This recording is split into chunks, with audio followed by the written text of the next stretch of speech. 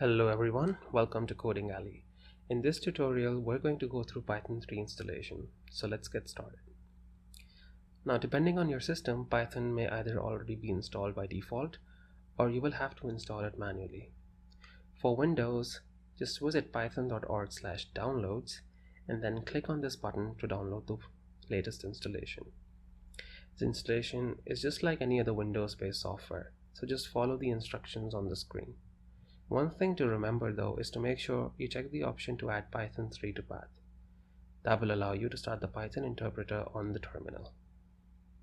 For Mac OS, Python 3 is already installed by default.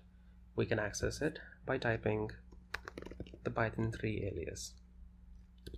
Note that we type Python 3 and not Python.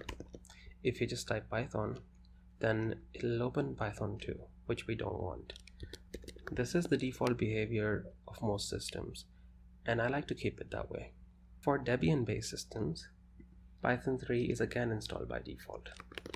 So we can check by typing Python 3, and there we go. By the way, if you're not sure about which operating system you're on, you can check it by typing cat/etc/star-release. And that will show you if you're on Debian or not.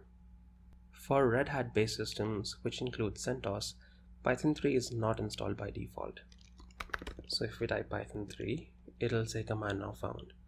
Now usually on such systems we say Python along with the version number. So let's say Python 3.6, and we see that this is not installed. Now there are many ways to install it, but the easiest way is by using inline upstream stable.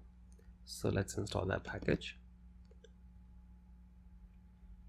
Once this is installed, we can go ahead and install Python 3 by saying sudo yum install -y python 3.6u.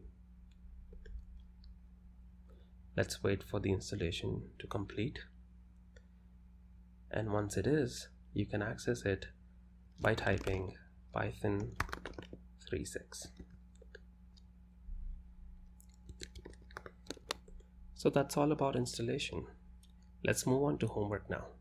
For the first task, I want you to find out who invented the Python programming language.